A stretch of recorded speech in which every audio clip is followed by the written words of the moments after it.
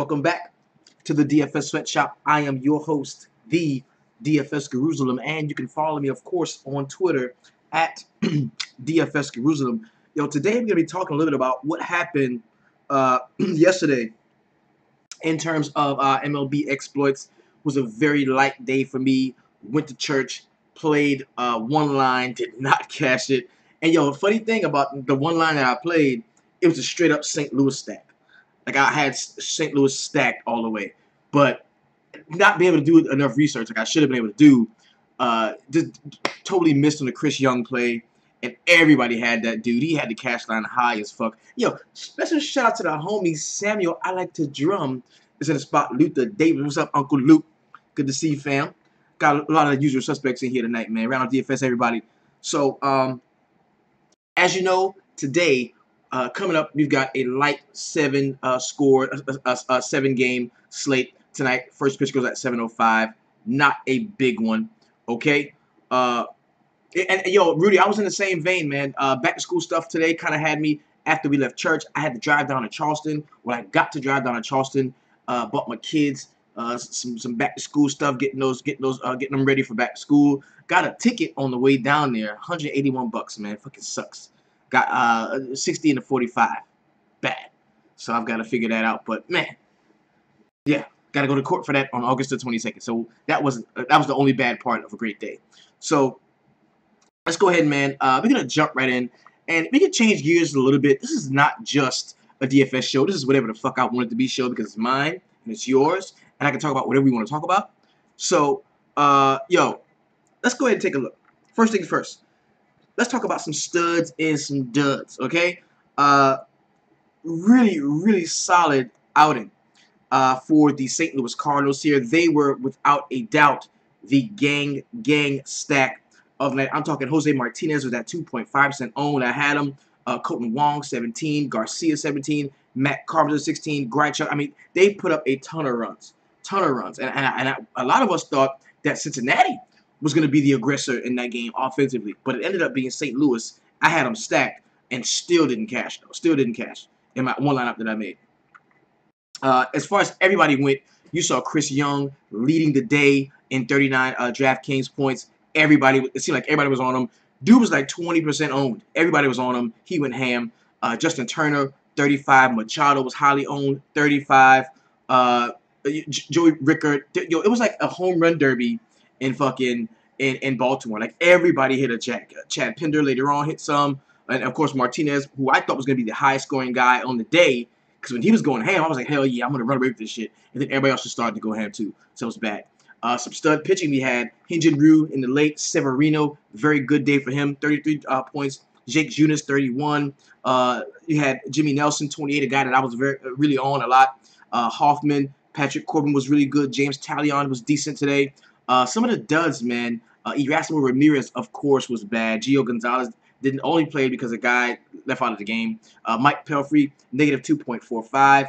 Adam Wainwright, not a good one for him. Sean Manaea, not a good one. Anibal Sanchez got blown the fuck up. That was bad. And, of course, Homer Bailey was Homer Bailey, giving up all the homers. He was giving up all the homers. So that was last night in a nutshell. But very interesting, right? Today's tweet of the day comes from the homie, which is not really the homie, but SSGT Disabled Vet, Bob S.A. Card, okay? So, as we know, it is tough right now for the homie Colin Kaepernick. The guy cannot find a job. And you've got this movement that has risen up, and a lot of it is on Twitter, about boycotting the NFL. Well, I'm here to let you know, ain't no motherfucking way the DFS Jerusalem is boycotting the NFL. And I can tell you why what's going on is not the owner's fault. And I think as consumers, we must sympathize with not only the situation that Colin Kaepernick is in, but with the situation that NFL owners are in. And I'm going to ask you to put the shoe on the other foot. We're going to talk about this for just a moment, okay? Let's read the tweet. Political Edge tweets out on Twitter, more than 29,000 people have said they'll boycott the NFL if Colin Kaepernick isn't signed by the start of the season. Okay? That's what people are saying. Well, this dude says, Well, 63 million have said if the NFL does not make every player stand and respect our flag, we will boycott the NFL.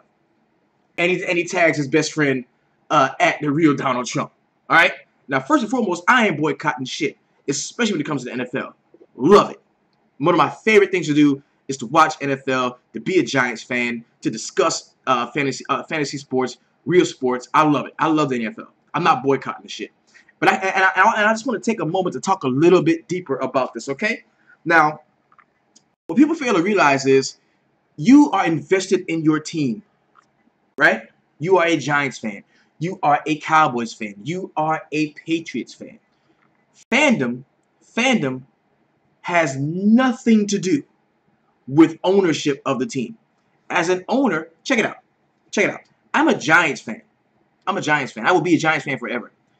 If by some stretch of the imagination I got a chance to buy an NFL team and I bought the Tampa Bay or whoever, or I bought the Chargers, the San Diego Chargers, whoever, if I bought them because I couldn't buy the Giants, I would still be a Giants fan, right? But I would run my team, I would run the Chargers like a business, the same way these owners do. This is a business for them, okay? So not signing Colin Kaepernick is a business decision. They're not blackballing Kaepernick. He's not being blackballed. And I'm gonna explain how he's not being blackballed, especially not by the owners. Let's talk about this, okay? Everybody, I'm sure you all know how the owners make their money. Merchandise, ticketing, TV contracts, but mainly they get a bird in the hand when a loyal group of people in the area decide that before a game is even played, they are willing to sign up and pay to be a season ticket holder. They sign up and pay to be a season ticket holder. So what that means is before anything happens, they already got their money. They got their money. They are season ticket holders. Let's talk about who are these season ticket holders. The first thing I want you to do is let's talk about the people that Colin Kaepernick is standing up in defense of. People of color, black and brown folks, which represent approximately 27% of the total population of the United States. Okay? Black and brown people, 27%, right? White folks represent about 63%. The other 10 is other, okay? It's other. So, as an owner of an NFL team, or any team for that matter, you must cater to the majority of where your money comes from. For me, it would be a bad business decision to bring in Colin Kaepernick, knowing that the larger percent of my season ticket holders do not want him to play for the team. It would be a bad business decision. The only way I could bring Colin Kaepernick onto my squad is if I feel like he is good enough to produce so many wins that it will overshadow whatever negative light they may feel he shone upon the organization. You see what I'm saying? You see what I'm saying? If I felt like Colin Kaepernick was, if I owned the Panthers and I felt like Colin Kaepernick was better than Cam Newton, of course, I would bring him on. If I felt like Colin Kaepernick was better than the quarterback that was on my team, and I'm one Colin Kaepernick away from a Super Bowl, of course I'm gonna bring Colin Kaepernick on, because guess what? If you don't like him, he's gonna win so much that you're gonna like him at some point, because everybody loves a winner. Everybody loves a winner. Okay? If you're not a Colin Kaepernick away from a Super Bowl, there's no point in signing him, because you gotta cater to the people that pay you. You can't, as an NFL owner, stand up and say, "Hey, guess what? You know what? I know that the larger percent of you all are patriot people. You love the country. The flag you feel like is misinterpreted, because people just really don't take the flag the same way everybody takes it differently. Everybody else does it. Everybody views it differently. You know what I mean? Everybody else views it differently. So these people that feel like he disrespected the military, and he didn't. I'm sure he didn't. I know he didn't. But if they feel like he did, their money's gonna say otherwise. You cannot alienate your client base. You can't. You can't. Yeah, people say, okay, and you talk about how good or bad he is as a player. Yeah, I get it. But the dude was on the bench, man. The dude was not playing well. He was not playing well. Okay? He was not playing well. He was not playing well. And the dude that was his backup that has a contract doesn't come with the stigma that Colin Kaepernick comes with. Whether the people were justly or unjustly alienated by Colin Kaepernick's actions, they were. And they are the ones that have the money. They're the ones that buying the season tickets. I'm not going to fuck up my money just because to prove a political point that Colin Kaepernick is right. I'm not going to do that. Think about it. Be real. If you owned your favorite, if you owned your team, and everybody in your family benefits because you are the owner of the New York Giants. I own the Giants, and I depend on the season ticket holders, everybody in the New York City area, in the New York area, across the country, everybody that's a Giants fan. I depend on all of you. And this dude comes along and he says things that offend you, but he's right. I know he's right. But he says things that offend you. I have to make a decision. Do I want to continue to take your money and for you to patronize me? Or do I have to, damn, come on, Colin, fuck my fan base? So it's not the owners that are the problem. It's not the owner that's the problem. It's not. It's the people that feel like they shouldn't support a team if Colin Kaepernick plays for the team. So it's not the owner's fault, which is why I'm not boycotting the shit. I'm not boycotting it. I'm not boycotting.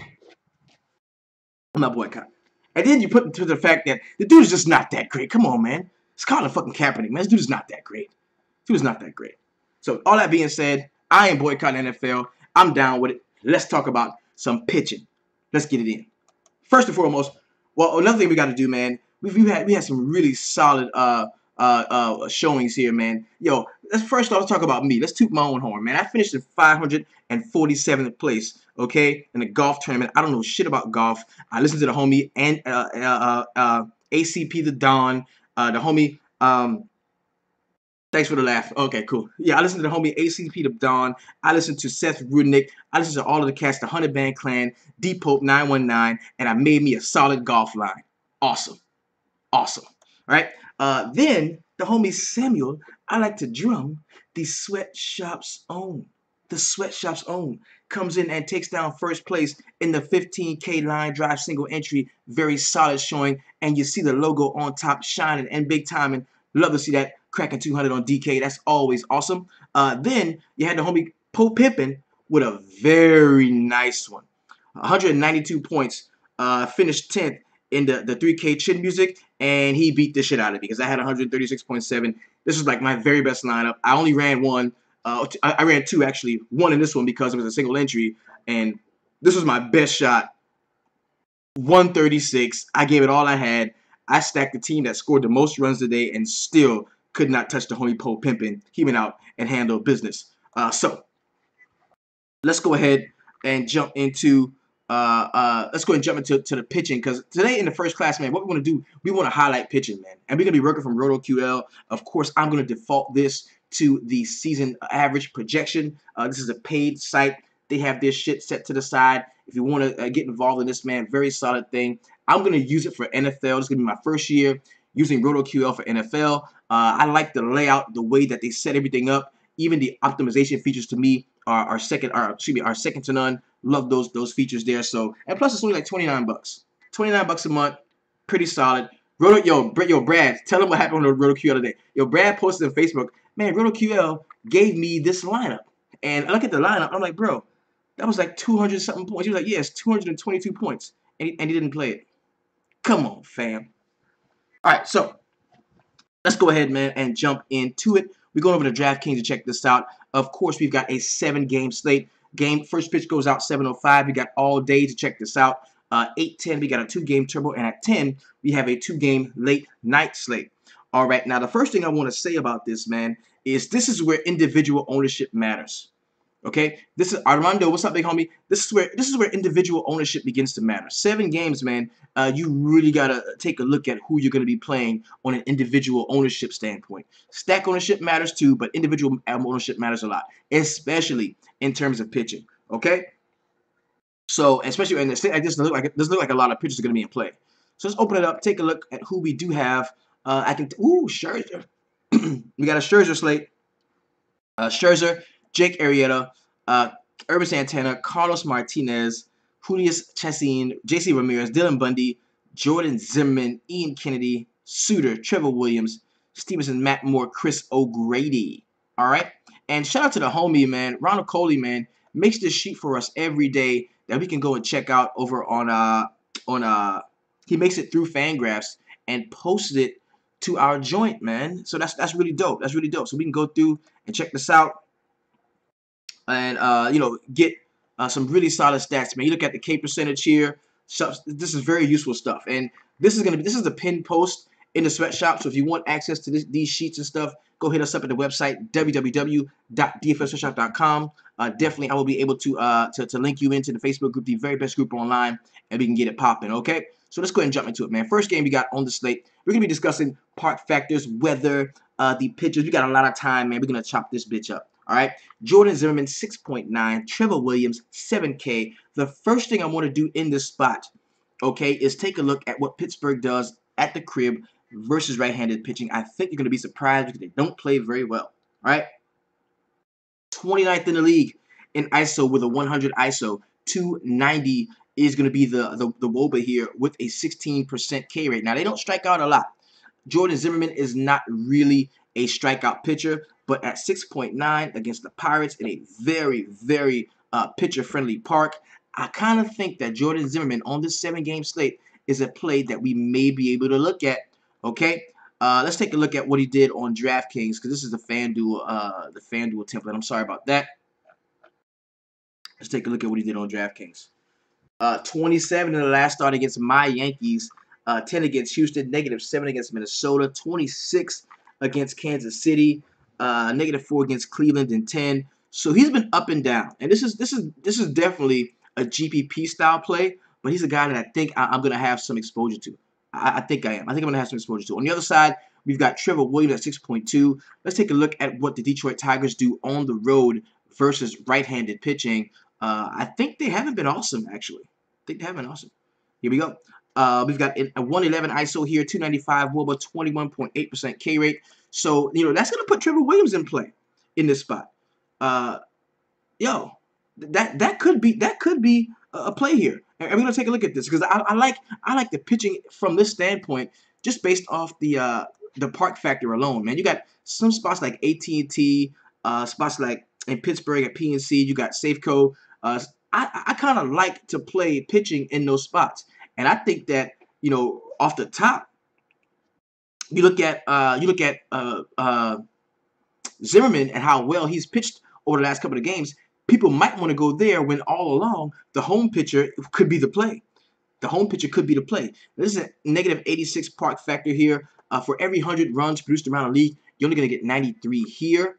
For every 100 homers, you're only going to get 86 here. Samuel says, you think Zimmerman is worth the shot? A bad pitcher can bring out the best in bats in a slump. That is true. And that's why, the more I look at it, of course we're gonna check this one out. The more I look at it, the more I would kind of want to side with Trevor Williams in this spot. He's home. It's gonna be a ton of righty. There's like no lefties here. I think Trevor Williams could be a sneaky play at 6.2. I do. Next game we got is the Miami Marlins and the Washington Nationals. Chris O'Grady against Max Scherzer, 12.8 for Scherzer here. O'Grady at 4.8. We saw an explosion from the Nats yesterday against the Chicago Cubs and John Lester, but O'Grady at 4.8, man, he hasn't been horrible. And lefties tend to do pretty well against the Nats, man. -4.65 the last time, 24.95, 10, 13, 13. So he's had some decent starts. And at 4.8, man, that's somebody that you got to take a look at. I'm going to open up, especially the game with Max Scherzer, because, even though the Nats are one of those teams, that you can get a high offensive game from them as well as a very solid pitching game from them from one of their aces or from Max Scherzer. But, he got touched up last time, the time before that, and then couldn't even go past the first inning in the next one. So we've got to be very careful in terms of playing Max Scherzer, okay? I'm going to take a look at what the Nats do at the crib versus lefties. This should give us a better look at how we should approach this one. Less than middle of the pack, man. 136 ISO, 366 WOBA, which is concerning for O'Grady, and a 21.8% K rate. So I'm not going to say I can't play him, I think Scherzer's had to exit last few starts. Yeah, yeah. Max makes sense. Will be very highly owned. 12.8, bro. Let's look at the last couple of starts. 2.25, 29. The bad game he had was against the Arizona Diamondbacks in Chase Field at 13.25. And this is a dude that has been killing it lately. Killing it lately. Yeah, the neck spasms, man. It's gonna be tough to play him. Just know if you play him, man, you run the risk. You definitely run the risk of him not finishing the game. I don't think Max will be as high owned as usual. I really don't. Jay Guns, yo, I side with you. I think that 12.8K price point, coupled with the fact that everybody saw him leave and exit that game, I think people are going to be a little bit soured on Scherzer. So he could be a very decent tournament play if you wanted to go there. 53% chance of moderate rain, so there's a good chance this game might not even play at all. We know in Washington, bro, 53% chance of moderate rain. At the very least, this game is going to probably be delayed.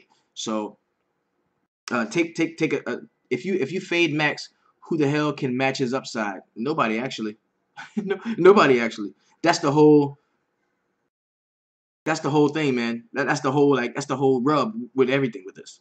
Let's take a look at what the Miami Marlins do on the road versus righties, and uh, it will be tough for me to play Marlins bats. It would be. It's gonna be. They've been pretty good against righties, actually. I'm talking 222 ISO, 360 WOBA with a 20% K rate. You know you're going to get them at crazy, crazy, crazy low ownership. Nobody is going to want to play them against Max Scherzer. So if you take a shot at some of them cats, man, it's going to really pay off for you. And you are getting somewhat of a discount on a few of them. Stanton at 4.2 is a discount in a comparison to what he's been doing lately. But you're getting Yelich at 3.5. You're getting Ozuna under 4K. We have Muto is now priced like a catcher should be priced. So you are getting a discount, in some respects on a few of these cats, man. But this is going to be a very tough game to gauge. And all of that said, the game could probably delay and/or rain out. Next game we got is the San Diego Padres and the Cincinnati Reds. Julius Chassin at 8.1, Robert Stevenson 5.8. Let's take a look at what the San Diego Padres do on the road versus righties, man. I'm pretty interested about this because I thought they were decent. 177 ISO, 328 is the WOBA with a 24.8% K rate. Robert Stevenson at 5.8K has had a couple decent starts. One decent start, actually, the last one against Pittsburgh, 16.35. He was priced down to 4.3, but now he's priced up to 5.8. I wouldn't really take a shot on him in this spot. Julius Chassin at 8.1. We're talking about the Reds, man, who at home against righties have not been historically awesome. But let's take a look, man. Last in the league, 0.098 ISO, 298 WOBA with a 21.2% K rate. And you look at Chassin. Chassin is a guy that can definitely throw strikes. Oh, Stevenson won't be pitching. Stevenson won't be pitching. Let's take a look at that. Okay. Let me pull it up. Okay, yeah, they got it wrong on DraftKings too. Stevenson went on the DL. Cool. Okay. So it's probably going to be Adelman. Okay, it's probably going to be Adelman. Well, in that case, definitely, yeah, I like some San Diego Padres guys. Yo, and against Chassin at 8.1, I think that's usable. I've got no issue with playing him. The one guy that would give me pause, or it was gonna be Joey Votto. Votto's been seeing the fucking ball lately. I just watched a little special about how he chokes up with each pitch. He like hits differently. I mean, he grips the bat differently. Yeah, Adam is even worse. He like starts off at the bottom, first pitch. If it's a strike, he goes up. You know what I'm saying? With every strike, with every called strike, he chokes up a little bit on the bat. Woo! That's crazy. That's crazy. So he's a guy that I definitely think you can look at. Love the fact that we're getting Zach Cozart back. Man, I've been waiting on him. And and that dude priced at under 4K is something I'm always love. Zach Cozart, he's been having a tremendous season. 9.5 run total. We got 7 mile per hour wind going out toward right field. Of course, you already know that this spot is a very solid spot for home runs, man. We're taking a look. We're gonna go to the Great American Small Park in Cincinnati, which is 3rd ranked behind Coarse Field and Miller Park in terms of park factor, man. Plus 117 for every 100 runs produced around the league. Okay, you're gonna get 104 runs here. That's just straight up base knock, just straight base knocks. You know what I'm saying? Then you look at for every 100 home runs hit around the league, you're gonna get 130 homers here. So that's huge, man. That's huge. The bats in this game can be decent. Yeah. There were some spots, man, where Cozart, man, was priced all the way up. I'm talking, he was, I mean, and look at 3.5, 27, 3.5, 24. Like, dude gets it in. There were times this year, yeah, he was 5.1 against Rich Hill and didn't do shit. 4.8 against Julio Teheran and scored 44. Like, this dude has had some amazing games this year. Very good.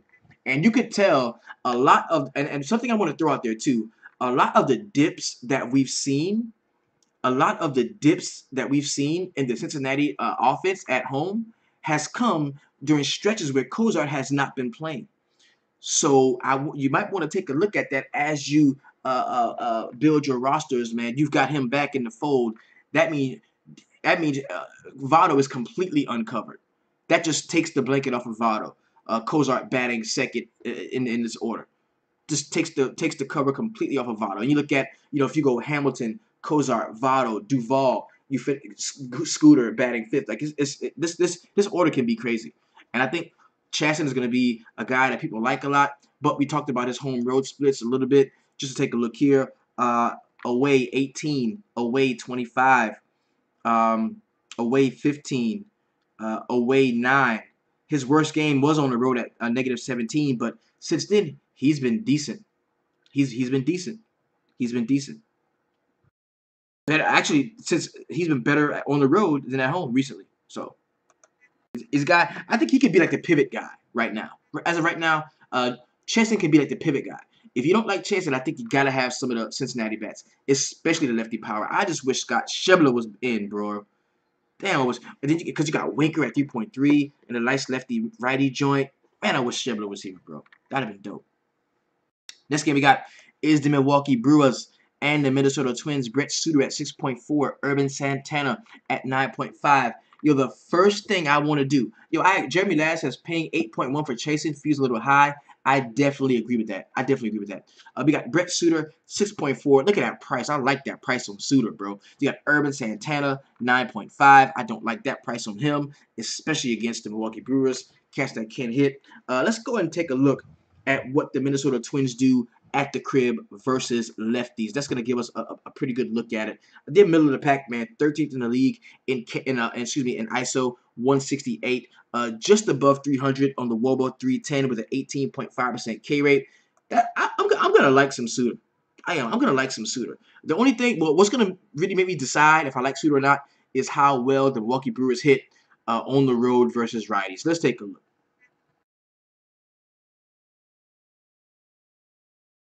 28.3% K rate. Ouch. 141 ISO, 306 WOBA.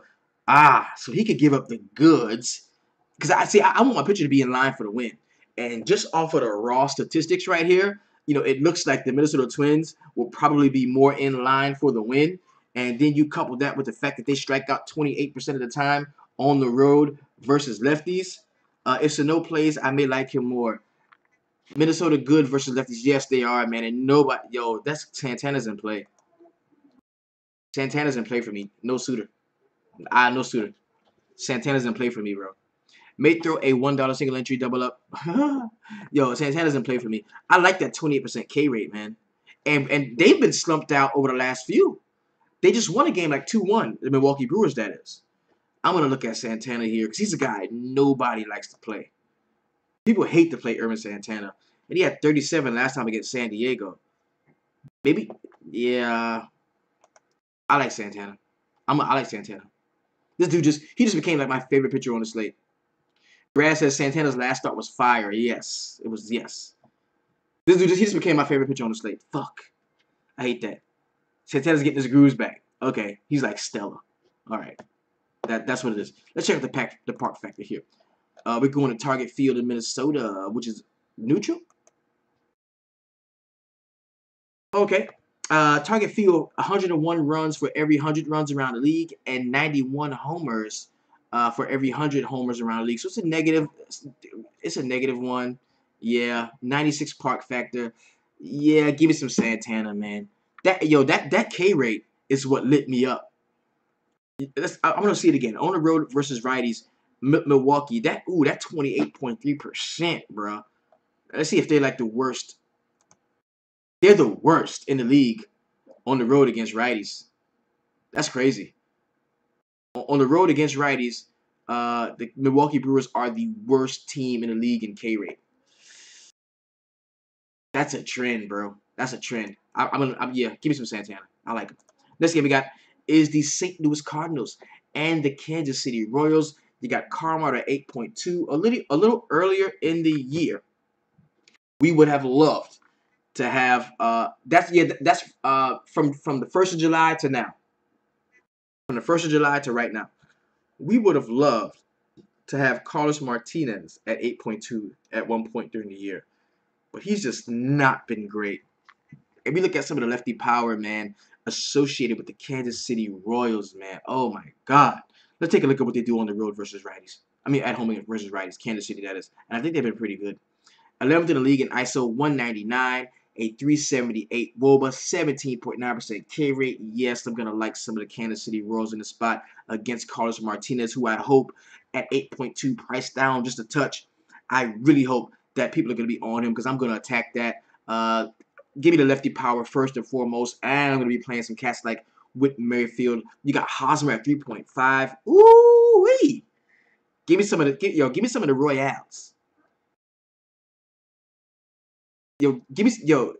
some of the Royales. All the moss. Yeah, give me some of the Royales here. And see the double header is something that we gotta pay attention to. Yes, yeah. Give me some of that. Give me some of the Royales, baby.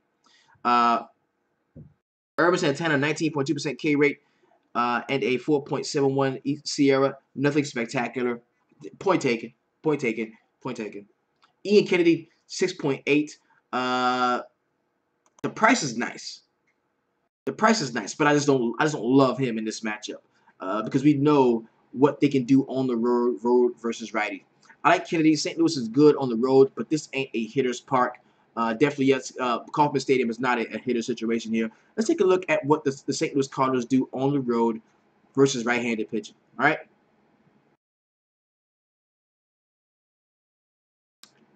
last in the league. Is this their last in the league? 104 ISO, 296 WOBA, 23.5% K rate. Ooh, they're last in the league, bro. This is bad in ISO. This is bad. They're not very good on the road versus righties, man. They haven't been since July 1st. They haven't been very good versus righties. Maybe Ian Kennedy is in play or the pitcher to go to. See, I already like Kansas City in this game to beat up Carlos Martinez. I already like that. So if I like Kansas City Royals, which could be like an underdog situation. I'm not sure what the exact line is. Well, the money line is -111 to 101. It's not a huge underdog, but the St. Louis Cardinals are already an underdog, so this is going to be an underdog line. Talking about the Kansas City Royals here, and if I like some of the bats against Martinez, it's only right that I take a pitcher that's probably going to get the win at 6.8. So this is where it all works together. I think, Jerry Ladd, I think you're on the right track, bro. Kennedy, yeah.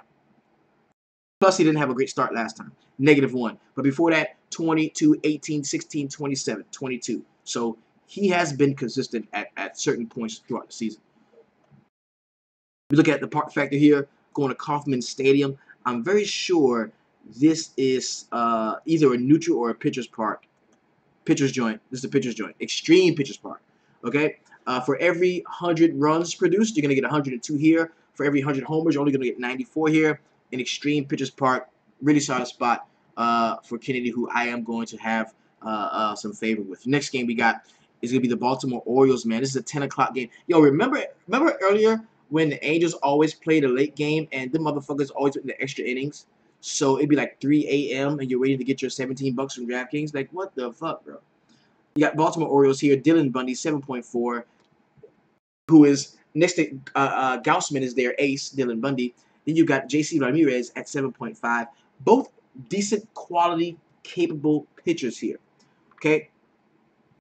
Now, I would imagine that the Baltimore bats would kind of look like look fadeable here. Big game yesterday. Everybody is going to want to be on them. It's the late game, so they probably won't be so high owned, so people will think. But it's only a 7-game slate, so ownership is going to be all over the place. They got JC Ramirez, a guy that's not a signature name here. But, bro, this is a huge fucking park. Let's go and take a look at the park factor here, man. We're talking about Angels Coliseum, man. This shit is crazy. Angel, what is this? Okay, the Big A in Anaheim. Negative 86 park factor, man. For every 100 runs scored, you get 88 here. For every 100 homers, you only get 86 here. Huge park factor, negative 86, okay? So I'm not going to be so much stuck on a lot of the bats here. There's going to be maybe one or two that I might like. Maybe some Chris Davis at 3.7 is a guy that I can like. On the other side against Dylan Bundy is where I think I'm going to make some hay. Mike Trout, 5.7, huge price tag, but I'm not paying up for any pitching. I can afford them. I'm going to look at Cole Calhoun, some of these guys. I'm gonna play sparingly, okay? Kind of like Ramirez as a pitcher too. I like Ramirez too. I do. I like him too. Just the park factor combined with how hot the Baltimore Orioles were yesterday. I think people are going to be on them. I don't think JC Ramirez is going to be very highly owned. Then you've got it kind of one of the later games. Ramirez could be sneaky here. I'm going to highlight him. But, of course, we're going to come back in a line drive later on today and break all this shit down, of course. Last game on the slate is the Chicago Cubs and the San Francisco Giants. First, let's go back and take a look at this, okay? Okay, I got Baltimore on the road versus righties. I want to see that. I want to see what they've been doing because they've actually been hitting pretty well. 14th in the league in ISO, 163, 312 WOBA, 19.7% K rate. I'm not scared of that at all. Look at the Los Angeles Angels at the crib versus righties. See what they've been doing. I don't believe they've been extra awesome either. Actually, 207 ISO with a 339 WOBA and a 17.5% K rate. Sneaky stack. We're going to talk about that more tomorrow. The Angels at the crib. Don't look bad. Yeah, Charter's 5.7, but I'm not paying up for no pitching, man, with the exception of maybe Urban Santana, so I think I can fit just about anything I want. Yo, I like the Angels, bro. Cross-country trip for Baltimore. Bats might be sleepy. Jay Guns dropping gems. I like that. I like that. Let's go ahead and talk about the Chicago Cubs and the San Francisco Giants. Yo, it's the pitchers' parks everywhere, bro. And when you got the San Francisco Giants and Matt Moore, and you got, Jake Arrieta at 11.6, yo, I'm automatically going to want to get some exposure to AT&T Park, okay, in terms of pitching. And Jake Arrieta at 11.6, I think he's priced up just enough where people don't really love him. And people will be like, man, fuck waiting for my Arrieta money all night. I'll just play Max Scherzer right now. So I don't even think that this dude's going to be super high owned. And 26, 22, while those are not scores that I want 11 Ks. I want 11K. Yes. Has a batter ever reached 6K? Yes. Yo, at the beginning of the season, bro, I think Bryce Harper was like 6K at one point during the season. Let me check that. I think Bryce Harper was. I'm gonna look. I think he was. I think Bryce was like 6.1, and it was nerve-wracking. It was stupid. Yeah, right here. Yeah, and he delivered too. He delivered. He was 6.1 against Colorado. Yeah, in those two cores, in that series at Coarse, yo, he was at 6.1, 6.2, and he delivered, bro, every time. That's my dude. I hate that cocky son of a bitch. He's a Yankee. Doesn't he look like a Yankee? Oh, man. We got to get that dude, man. He just looks like a New York Yankee. He'd shave that shit off, too. You think he wouldn't to be a Yankee? He'd shave that bitch off in a New York minute. Love that dude, man. Cocky bastard. Ah. All right, so the price on Arrieta, 11.6. Yo, yeah, no. He got to shave that shit. He got to shave it. So Arrieta, 11.6. Cool. Okay. Him priced up, man. Him priced up to this point. I can play him. Let's look at what the Giants do at the crib versus righties, man. I think they've gotten better as of late, but we're going to take a look. So I think they're still bottom half of the league. Yes, 16.9% K rate, which is kind of concerning. You don't strike out a lot. 132 ISO. They're not hitting for a ton of extra bases, but a sub 300 WOBA at 299. The dude is definitely usable to me. Give me some Jake Arrieta. I also think that Matt Moore is going to get hit up. Let's take a look. You're gonna love this. On the road versus lefties. Drum roll, please.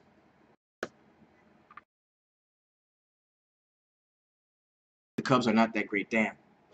I forget at times you guys are big DK guys. You play FanDuel. Okay.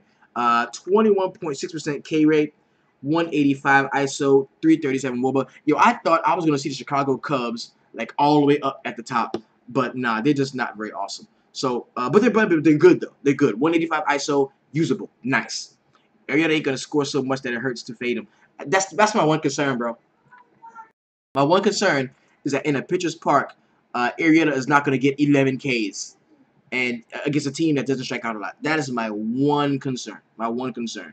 But I definitely think that some of those Chicago bats are going to be in play against Matt Moore. Matt Moore is trash.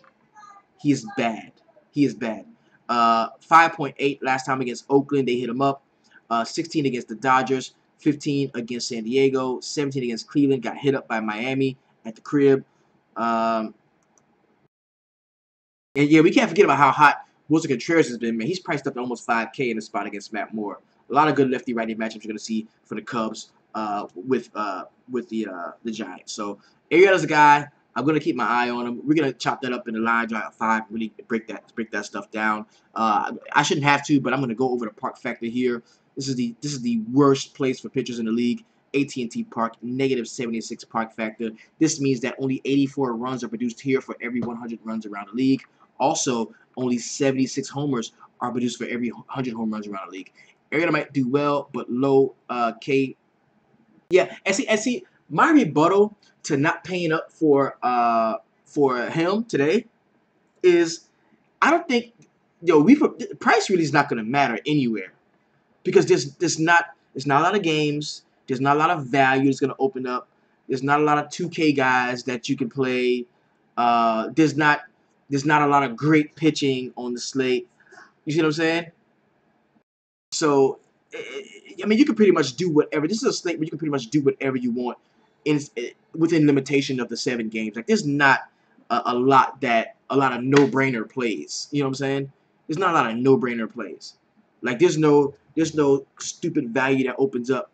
You know what I'm saying? And what David Keith says is right. Bats will win the slate.